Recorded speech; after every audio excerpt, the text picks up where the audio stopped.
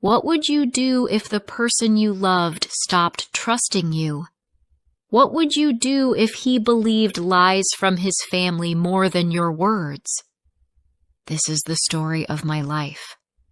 I want to share it with you because maybe you feel alone too. Maybe you are living in pain. If my story helps even one person, then sharing is worth it. My name is Sarah. I am 27 years old. I live in Manchester, in a small flat near the city. Today I want to tell you what happened when my husband listened to his sister instead of me. I hope you will stay with me until the end. I met Jason when I was 23 years old. He worked in an office. I worked in a small shop. He came to the shop one afternoon to buy a gift for his mother. We started talking. He was quiet, but his eyes were kind. He asked me if I wanted tea the next week. I said yes. We met in a cafe and talked for 3 hours. I felt happy and safe with him. If you enjoy listening to true emotional stories, please support me. Subscribe, share this video, and write a comment below. Tell me if you have ever felt the same. Your support helps me keep going. We started dating. He was not a man who spoke a lot, but when he did, I listened carefully. He always asked how my day was. He walked me home when it was late.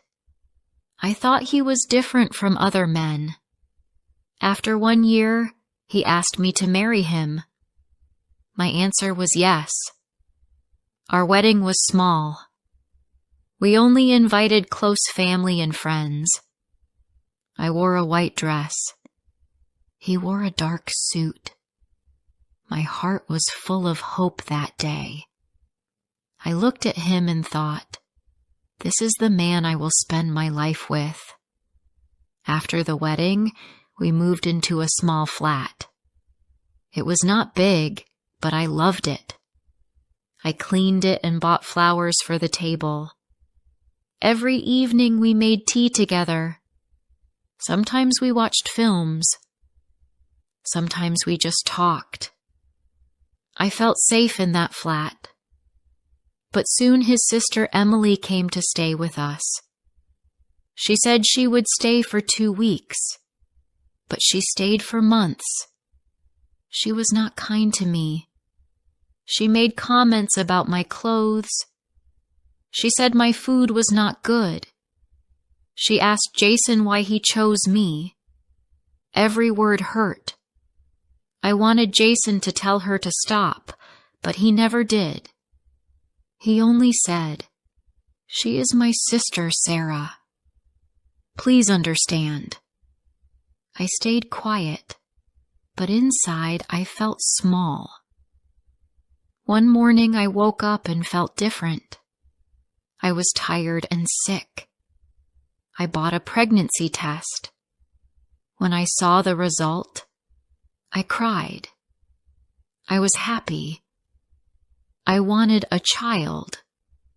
I wanted to be a mother. That evening I told Jason. He smiled a little, but he did not look very happy. He said, "Let's not tell anyone yet." I was surprised, but I agreed. 2 weeks later, everything broke. Jason came home late one evening. He sat down at the table. His face was cold. I asked, "Are you okay?" He said, "Emily told me something." My heart beat fast. He said, "She thinks the baby is not mine." I felt like I could not breathe. I said, "What? That is not true." He looked at me and said, "She saw you with another man last week." I remembered that day. It was raining. My coworker gave me a lift. He was only helping me. That was all. I told Jason the truth, but he did not believe me. He said, "You did not tell me everything." I said, "Jason, please. I would never lie to you. This baby is yours." But he did not listen. That night he slept on the couch. The next morning he left early for work. He did not say goodbye. My hands shook as I made tea. I heard Emily in the kitchen later. She was speaking quietly with Jason as she said, "She is hiding something. You must open your eyes." Jason did not answer, but I could see doubt in his face. Days passed. Jason was not the same. He spoke less. He looked at me with suspicion. I cried at night when he could not see me. I wanted him to hold me, but he turned away. One evening he came home early. He stood by the door with a bag in his hand. He said, "I need time. I will stay with Mum for a while." My eyes filled with tears. "Please don't go," I said. "I need you. The baby needs you." He shook his head and walked out. I fell to the floor and cried until I was tired. After he left, I tried to call my mother. She lived far away in another country. When I told her what happened, she said, "You are strong. You will survive this. You are not alone. You have your baby." Her words gave me a little strength, but I still felt very sad. I went to the doctor for my checkups alone. I sat in the waiting room with other women who had partners next to them. I wanted Jason to be with me, but he was not. I looked at the small baby picture on the screen, and I cried quietly. One evening when I came home from the doctor, Emily was gone. She had packed her things and left. I felt some relief, but I was still alone in the flat. That night I spoke softly to my baby. I said, "I will take care of you, even if it is only us. I will protect you." I had little money. I could not depend on Jason. I had to do something. I started making small baby gift baskets with toys and ribbons. I made one for myself. My neighbor Mrs. Brown saw it and asked if she could buy one for her niece. She gave me 10 pounds. I was so grateful. I felt like I had a small start. I made more baskets and took pictures with my phone. I shared them online. Slowly, people started to order. Each basket gave me a little hope. I was doing something. I was not waiting anymore. Mrs. Brown helped me often. She came on weekends and tied ribbons with me. She brought fruit and sometimes made soup. She never asked too many questions. She just stayed near me. One day she said, "You are stronger than you think, Sarah. He left you, but you are still here. You are building a life." I smiled and felt a small light in my heart. One evening, when the sun was low, my phone rang. I looked at the screen. It was Jason. My hands shook. I answered. His voice was quiet. He said, "I know the truth now. Emily lied. She wanted to hurt you. I am sorry. I want to come back." I listened but did not speak for a long time. Then I said, "You did not believe me. You left me when I needed you. I am not the same woman now." I ended the call. I did not cry. I felt calm. I looked down at my stomach and touched it softly. I said to my baby, "The only love I need is yours." That night I slept in peace for the first time in many weeks. After that night, I knew my life had changed. Jason was gone, but I was still here. I had my baby, and I had a small start with my gift baskets. I told myself each day, I must stay strong.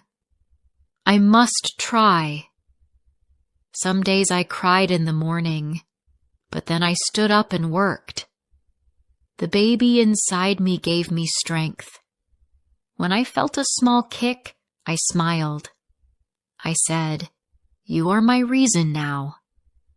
I spoke to my baby often. I said good morning, good night, and sometimes I told small stories. My flat was quiet, but when I spoke to the baby, I felt less alone.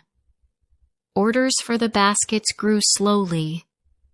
One person told another. Soon I had 3 orders in a week. I packed them with ribbons and small toys. I wrote thank you on a card and placed it inside. People liked my work. They told me, "Your baskets make people smile." That gave me hope.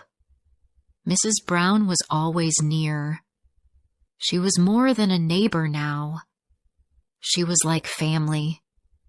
She came over with fruit, or sometimes she brought tea. She said, "I don't want you to feel alone." I looked at her and said, "Thank you. I do not know what I would do without you." One afternoon, I walked to the shop to buy milk. I moved slowly because my stomach was big now. On the way home, a woman stopped me. She said, "Are you the one who makes the baskets?" My friend showed me. I said yes. She asked me to make one for her sister. I agreed. That was the first time a stranger asked me directly. My heart felt warm. But even with small happiness, some nights were hard. I lay in bed and thought about Jason. I thought about how he looked at me with doubt in his eyes. That look hurt more than words. I remembered the way he walked out with his bag. My tears wet the pillow, but I wiped them away. I said to myself, "No more begging. No more waiting. I will not cry for him again." Months passed. My stomach grew bigger. People on the street smiled at me. Some said, "Congratulations." I smiled back, but inside I still felt heavy. I wanted to believe the world was kind, but Jason's words still lived in my mind. One day Mrs. Brown said, "Come with me to the community center. They are having a small market. You can sell your baskets there." I was nervous. I said, "What if no one buys?" She smiled and said, "At least people will see your work." So we went. I placed 10 baskets on a small table. I stood there and waited. At first, no one came. Then one woman stopped. She picked up a basket and smiled. She said, "This is lovely. I will take it." Soon another person came. By the end of the day, I sold 7 baskets. I could not believe it. I hugged Mrs. Brown and said, "You were right. People do like my work." From that day, I worked harder. I made new designs. I added small clothes for babies, small bottles, and soft toys. I spent hours in my flat, working and smiling. Each basket was not just a product. It was a piece of my heart. But life was not easy. Sometimes I felt tired. My back hurt. My legs hurt. I wanted Jason to be there, to carry things, to make tea. But he was not there. And each time I remembered that, I felt stronger, because I was doing it alone. Then one evening, the pain started. It was sharp and heavy. I knew the baby was coming. I called an ambulance. They took me to the hospital. I was scared. I wanted to hold someone's hand, but there was no one. I closed my eyes and whispered, "Please be safe, my baby." Hours later, I heard a cry. A small, strong cry. They placed a baby girl in my arms. She was tiny, soft, and perfect. Her fingers wrapped around mine. I cried, but this time the tears were of joy. I said, "Hello, my love. You are my light." I named her Sophie. She was my reason to live. Every night I looked at her face and felt peace. I kissed her forehead and said, "We will be okay. I promise." Mrs. Brown came to visit us. She brought flowers and clothes. She looked at Sophie and said, "She is beautiful, just like her mother." My heart was full. I worked less for some weeks, but slowly I started again. I made baskets when Sophie slept. I rocked her in one arm and worked with the other. It was hard, but I smiled, because now I had someone to fight for. One evening my phone rang. I looked at the screen. It was Jason again. My heart raced. I picked up. His voice was quiet. He said, "I heard about the baby. I want to see her." My hands shook. I said, "You left us. You doubted me. Why now?" He said, "I made a mistake. Please let me see my daughter." I stayed silent for a while. Then I said, "I will not stop you from seeing her, but you cannot come back into my life like before. You lost that chance." When he came, he looked nervous. He sat on the chair and looked at Sophie. His eyes filled with tears. He whispered, "She looks like me." I stood near and watched. My heart was calm. I was not angry anymore. I only felt distance. After he left, I sat with Sophie in my arms. I kissed her small hand and whispered, "He is only a visitor now. You and we are the family." From that day, I did not think much about Jason. I thought only about Sophie and the small business I was building. Each basket I sold gave me money to buy food and clothes. Each smile from a customer gave me courage. At night, when Sophie slept, I sometimes spoke to her softly. I said, "One day, you will know what happened. One day, you will know that your mother fought for you. You will know that I chose you. even when others walked away. The pain of the past was still in my heart, but it was softer now. Sophie's small hands healed me a little each day, and Mrs. Brown's kindness showed me that family is not only blood. Family is who stays with you when you are broken. That is how I lived in those first months. Alone, but also not alone. Broken, but also stronger. I was not the same woman who begged Jason to stay. I was Sarah, a mother, and I had a reason to keep going. Life with Sophie was not easy, but it was full of love. She woke up many times at night. Sometimes she cried for hours. I was tired, but I looked at her small face and felt strong again.